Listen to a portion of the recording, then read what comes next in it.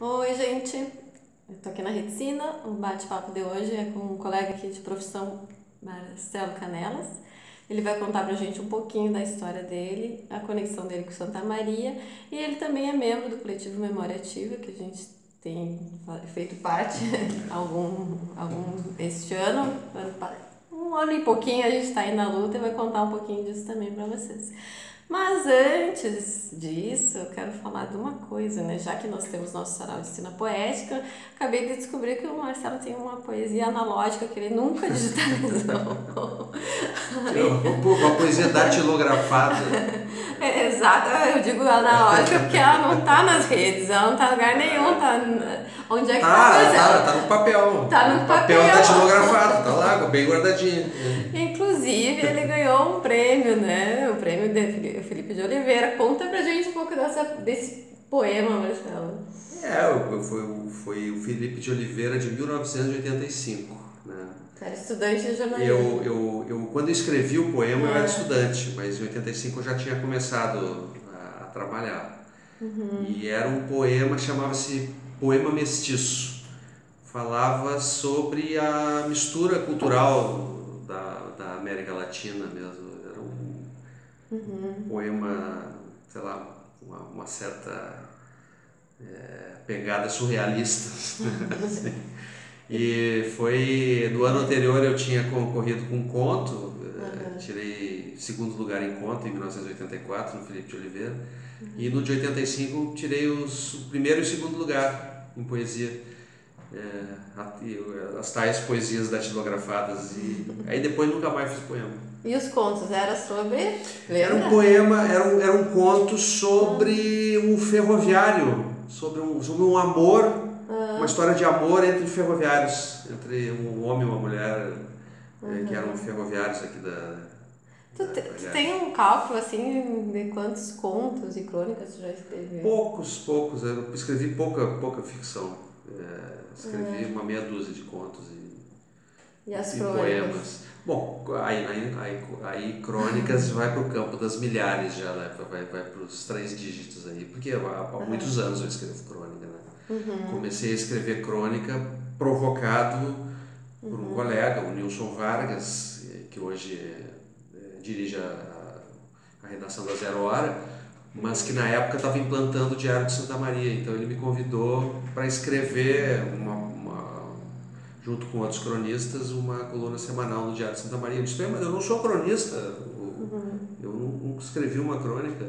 Aí o Nilson falou, não, tu é assim, tu escreve, as matérias que tu faz para televisão tem uma característica de crônica. Eu digo, será? Aí comecei a escrever e não parei mais, né? Já são 20 anos, né? Quase 20 anos escrevendo crônica, né? Então, quantos livros tu publicou? Eu publiquei um livro pela editora Globo, Províncias, que foi lançado em 2013, um lançamento super bacana aqui no Teatro 13 de Maio, aqui em Santa Maria. Depois lancei em São Paulo, lancei no Rio, lancei em Porto Alegre, lancei em Santa Catarina, lancei no interior de São Paulo. Isso, de crônicas. De crônica, Províncias. Teve uma trajetória bacana, interessante. Foi em 2013, já faz algum tempo. E teve um outro aqui também com uma menina... Não, aí tem as coletâneas, né? Tem as parcerias, aí são vários também. Com os autores de Santa Maria tem aí uns 3, eu acho, 4. E com a TV Ovo, né? A experiência do Cronicaria, que era um site de crônicas, e que depois virou um livro, né? Com a Manu Fantinel, né, que era minha parceira nesse projeto. Então, aí crônica eu sou realmente bem compulsivo. E agora conta pra gente um pouquinho dessa história. Tu nasceu em Passo Fundo e veio pra Santa Maria e... Eu nasci em Passo Fundo por acaso, né, porque meu pai era agrônomo de matéria, tinha recém-chegado em Passo Fundo para trabalhar no escritório de matéria em Passo Fundo. Mas ele ficou muito pouco tempo lá. Eu nasci e ele já veio para Santa Maria para instalar e criar o escritório regional de matéria em Santa Maria. Ele foi gerente regional durante décadas aqui em Santa Maria, né? E aí ficou. E aí eu cresci em Santa Maria, estudei a vida toda no Centenário, do maternal até o terceiro ano, naquela época do segundo grau, né, que é o ensino médio, no Colégio Centenário. Depois entrei na UFSM, fiz uns 6 meses de agronomia e desisti ao final do primeiro semestre, porque vi que não tinha nada a ver comigo. E fiz meu segundo vestibular para jornalismo e me formei em jornalismo pelo UFSM. Aí tive uma experiência na Razão, como repórter de polícia da Razão, e depois indicado pelo Humberto Gabi Zanata, que achou que eu servia para televisão. Na minha vida imaginar, nunca pensei em fazer televisão, mas o Zanata insistiu, achou que era o caso e tal, e era o único emprego que tinha na cidade. Aí eu fiz um teste para a RBS TV Santa Maria, fui aprovado e me apaixonei. Me apaixonei pela narrativa da televisão, pela narrativa audiovisual, e aí foi. Aí nessa brincadeira são quase 33 anos de profissão. Aí viajei, aí saí depois de 6 meses trabalhando na RBS, recebi um convite para trabalhar em Ribeirão Preto, numa filiada da Globo. Depois entrei para a Globo. Em 1990 a Globo me chamou. Ou seja, o ano que vem eu completo 30 anos de TV Globo. Tu teve uma série que tu fez sobre a fome? Essa foi uma série marcante, foi em 2001, sobre a fome no Brasil. Eu propus para o Jornal Nacional uma série de reportagens sobre a questão da fome. E isso surgiu a partir da leitura do livro Geografia da Fome, do Josué de Castro, né? Eu li esse livro ainda na faculdade, fiquei tremendamente impactado e pensei, quando eu for jornalista eu quero fazer uma matéria sobre isso, né? E aí depois, trabalhando, fazia várias matérias sobre desigualdade, sobre concentração de renda, sobre fome no Brasil, no Nordeste, mas achava que tinha que fazer uma abordagem mais profunda, um mergulho mais profundo nesse tema. E aí em 1998, eu propus à direção do Jornal Nacional uma série sobre a fome e recebi um não como resposta, porque eles achavam naquele momento que era um assunto já superado do ponto de vista jornalístico. Todo mundo já tinha falado, os jornais já tinham dado reportagens sobre o assunto e tal, e achavam que era um assunto batido. E aí começou uma discussão na redação sobre o que é um assunto batido, por que um assunto merece existência pública e outro não, né? Essa, no fundo, essa é a grande discussão permanente de todas as redações de jornalismo, né? O que torna um fato merecedor de existência pública? E aí eu fui inconformado com a negativa, fui me preparando para essa discussão dentro da redação ao longo do tempo. Então, me municiando de pesquisas, de dados, de novas informações sobre o estado nutricional do povo brasileiro. E voltei a carga insistindo nos anos seguintes, até que em 2001, ou seja, 4 anos depois, a direção me deu o sinal verde para fazer a fome. E foi assim, um estrondo, né? Na época provocou uma discussão muito grande na sociedade brasileira. Realmente o país parou para discutir a reportagem, né? Quantos episódios foram? Foram 5 episódios, no ar de segunda a sexta no Jornal Nacional. E curiosamente, assim, o primeiro episódio que mostrava a história de uma lavadeira do interior de Minas Gerais, no Vale do Jequitinhonha, em Minas. Esse primeiro episódio foi ao ar no dia do aniversário do então presidente da República, o Fernando Henrique. E o Fernando Henrique estava dando um banquete no Palácio da Alvorada quando entrou uma série sobre a fome no Brasil, assim, e a história dessa lavadeira uma história muito impressionante.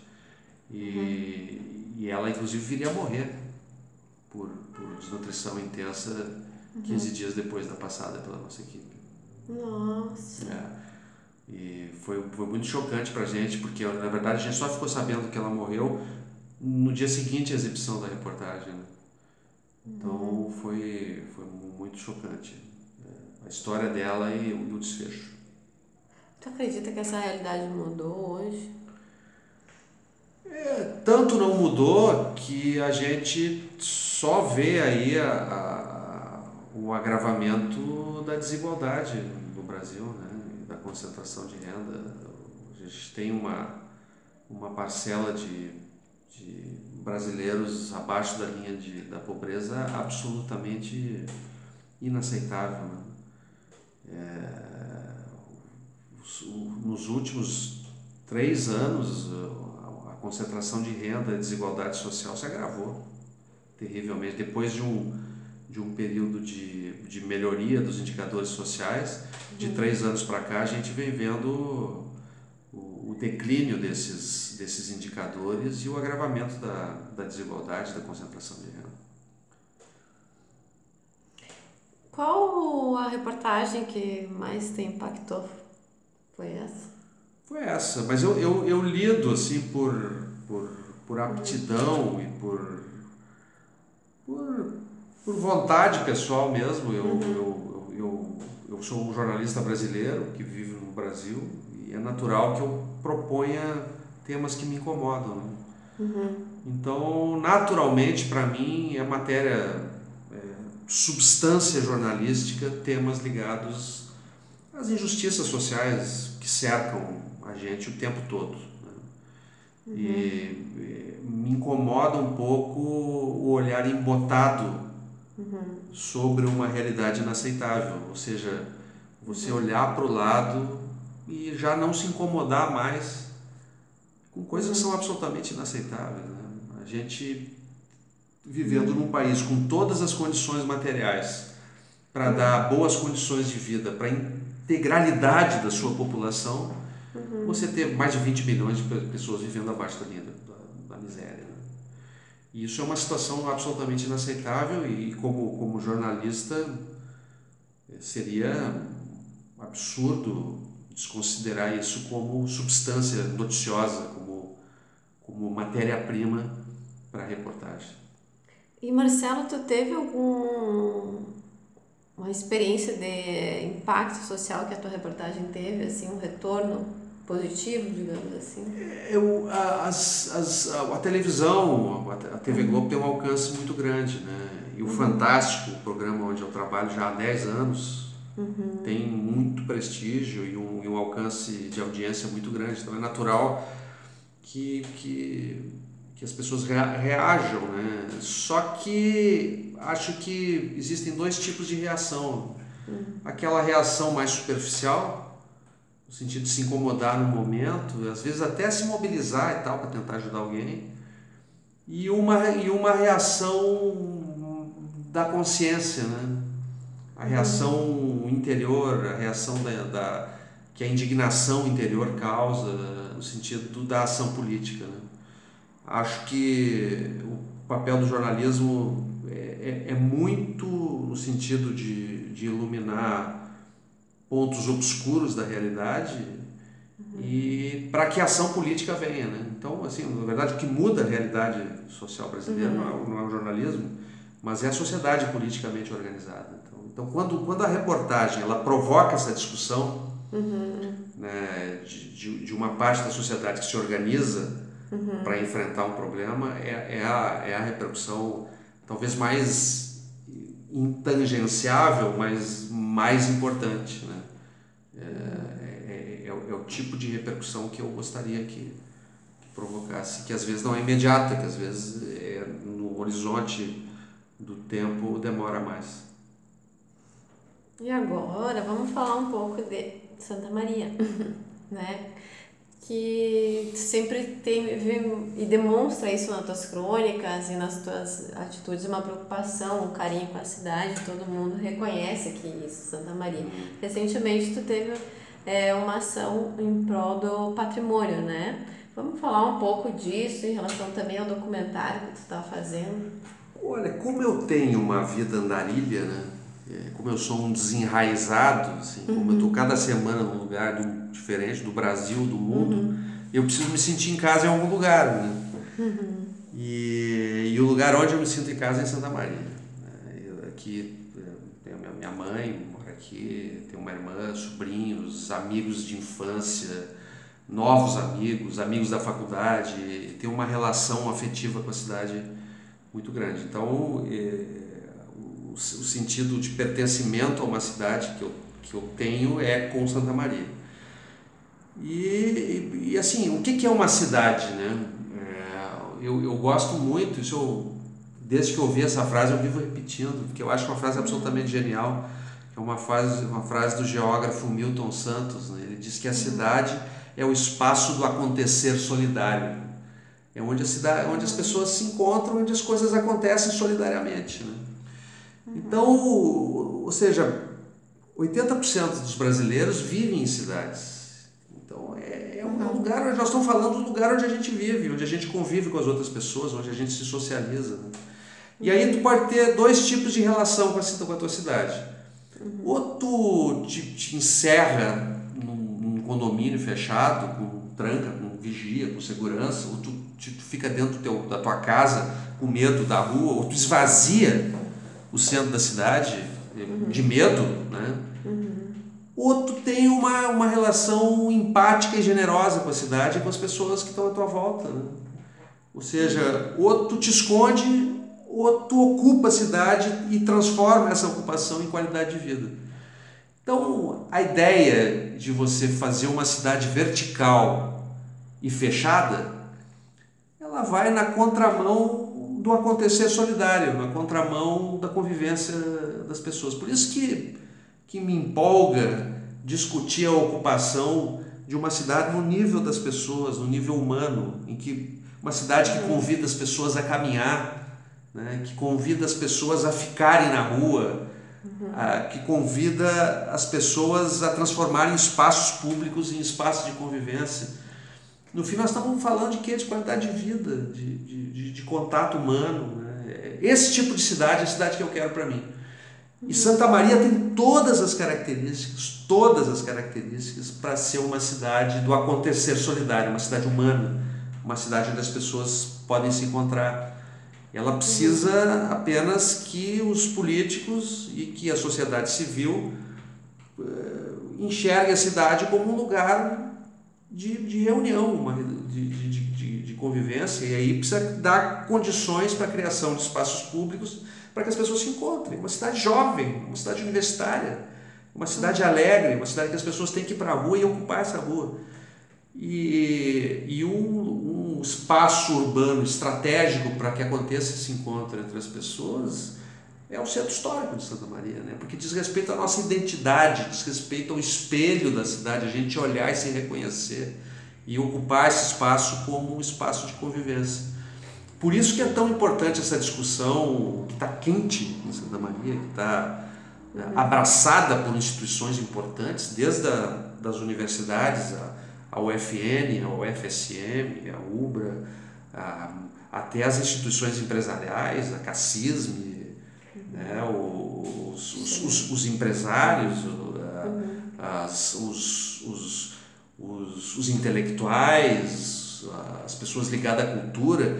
Existem segmentos da sociedade em Santa Maria com interesses diferentes, com ideologias diferentes, com perspectivas diferentes, mas que têm em comum a percepção de que aquele espaço urbano, o centro histórico de Santa Maria, é um espaço que precisa ser recuperado para que ele possa virar um espaço de convivência.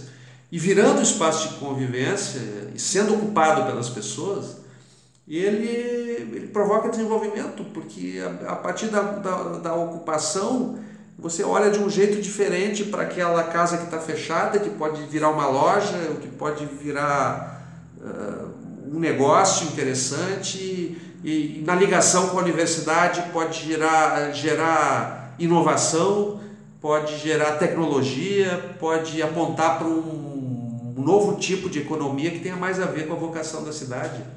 Uma cidade essencialmente que tem em si o DNA do conhecimento, da ciência, da tecnologia. Então, acho que essa discussão que está fervilhando em Santa Maria, a partir de uma série de fóruns, né, de encontros, de reuniões, que agora começam a se conectar uns com os outros, se vê aí claramente um movimento conceitual defendendo o centro histórico como espaço de convivência com o horizonte do desenvolvimento na sua frente.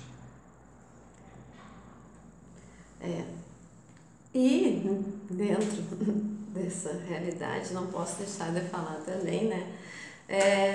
Recentemente, um empresário que chegou na cidade ofendendo a universidade, né? Como é que a gente, com todo o carinho que nasceu, conhece Santa Maria, né, se sente, eu cobri o ato ali de repúdio às declarações e eu vi as pessoas chorar, de raiva, de se sentirem ofendidas realmente. Qual seria a melhor forma de nós lidarmos com esse tipo de situação, né? Bom, Santa Maria é uma cidade hospitaleira, né? É uma cidade que recebe todo mundo que vem de fora de braços abertos, né? É uma cidade extremamente arejada, né? Eu próprio não nasci aqui e sou um santamariense, né? Porque fui acolhido por essa cidade. Então, qualquer um que venha para Santa Maria vai ser bem recebido. Eu só acho estranho alguém que queira montar um negócio na cidade achar que a melhor maneira de agradar os santamarienses é agredir a sua maior instituição. Isso é algo completamente descabido. Um empresário tão experiente como ele, acho que talvez tenha recebido um mau conselho, não sei, alguém deve ter chegado para ele e dizer, olha, uma maneira de agradar Santa Maria é se vestir de gaúcho e xingar o FSM. Aí tu vai ser carregado nos braços. Só pode ser isso, né? Ele deve ter ouvido um conselho estapafúrdio, ele deve ter acreditado. E foi porque foi exatamente o que ele fez. Né? O que ele conseguiu fazer foi... É claro que tem gente que aplaude, porque tem gente que acredita que a Terra é plana, tem gente que acredita que, né, que não tem aquecimento global, tem gente que acredita no Papai Noel. Então, essas pessoas que acreditam nisso aplaudiram esse senhor. Mas ele conseguiu reunir uma série de pessoas que pensam diferente, mas que amam Santa Maria. E quem ama Santa Maria tem que reconhecer o que a Universidade Federal de Santa Maria, uma universidade pública de excelência e de qualidade, fez com a vida da gente, com a vida de quem vive aqui, né? A Universidade Federal de Santa Maria transformou a região central do Rio Grande do Sul. E você chegar de fora, chutando a porta e cuspindo no maior patrimônio afetivo e sentimental da nossa cidade é uma estratégia um pouco estranha, né? E claro que tem que ser repudiada. Eu queria que tu contasse um pouquinho agora sobre o documentário que tu está fazendo, como é o nome, para quando vai lançar. Não tem nome ainda. Não tem nome ainda. A ideia de fazer um documentário sobre o patrimônio cultural em Santa Maria, especialmente sobre a arquitetura Art Deco da cidade, veio a partir da aprovação do novo plano diretor pela Câmara de Vereadores em meados de 2018. A aprovação do novo plano diretor retirou da legislação municipal o único resquício de proteção ao patrimônio cultural que havia. Então, quando foi sancionado, antes da sanção, na verdade, quando foi aprovado pela Câmara de Vereadores, eu decidi fazer um documentário sobre o patrimônio cultural da cidade sob ameaça. E nessa mesma semana o prefeito municipal editou o decreto provisório de tombamento de 135 imóveis de interesse histórico da cidade. É um decreto provisório, mas que deu início a uma discussão sobre a necessidade da confecção de uma nova lei de proteção ao patrimônio cultural da cidade. Então o documentário trata disso, trata desse momento de corte, né, essa violência contra o patrimônio a partir da aprovação do novo plano diretor e da reação da sociedade civil, da criação do coletivo Memória Ativa de Defesa do Patrimônio Cultural de Santa Maria e de como essa discussão vem acontecendo ao longo do tempo, né? A ideia do documentário é apresentar para as pessoas o acervo arquitetônico riquíssimo de Santa Maria, né? Os vários momentos urbanos de uma cidade que nasceu a partir de uma comissão demarcatória no século XVI, né? E século XVIII. E o que aconteceu com os vários momentos urbanos da cidade até chegar a essa ruptura, né? E a gente eu espero começar com essa ruptura, mas terminar com a boa notícia da aprovação de uma lei exemplar por parte da Câmara de Vereadores com a proteção ao patrimônio cultural. Isso é o que a gente vai ver. O documentário ainda sem nome está caminhando. Marcelo, eu estava curiosa, assim, inclusive pensando sobre como escrever com as diferenças e os contrastes sociais que a nossa profissão permite. Tu, que viajou muito, mais de 30 anos de carreira, como é que tu lida e o que tu conclui, assim, nesses contrastes? Qual seria a tua percepção da natureza humana? Mas de que contraste você está falando? Contrastes sociais, por exemplo, assim, agora vou me expor, vou colocar situações. Um dia, por exemplo, eu estava no interior do Pará, numa situação de miséria. Outro dia eu estava no meio do Rio de Janeiro, numa outro evento totalmente elitizado. Como é que é para ti enxergar esses contrastes? Tá? Um momento num lugar, no outro. É um retrato de uma sociedade desigual, né? A gente vive um país desigual, que tem uma sociedade desigual, que tem alguns dos maiores bilionários do mundo e que tem alguns dos maiores miseráveis do mundo, e que tem, ao mesmo tempo que você tem uma cultura riquíssima, você tem uma cultura absolutamente reflexa. Ou seja, a gente vive, o Brasil é uma contradição que precisa de um olhar generoso, né? No sentido da gente perceber nas entrelinhas dessas contradições onde é que caminha o progresso e caminha a justiça e caminha as oportunidades para as pessoas, né? Então, qual a tua sina? A minha sina é fazer reportagem, contar história, bater na mesma tecla, insistir e botar o dedo na ferida. Muito bem.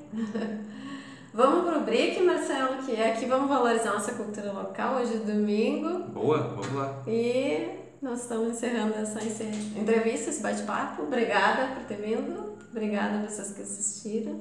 E vamos seguir aqui em Santa Maria e valorizando nossa cidade, né? Isso aí. Partiu o break? Partiu.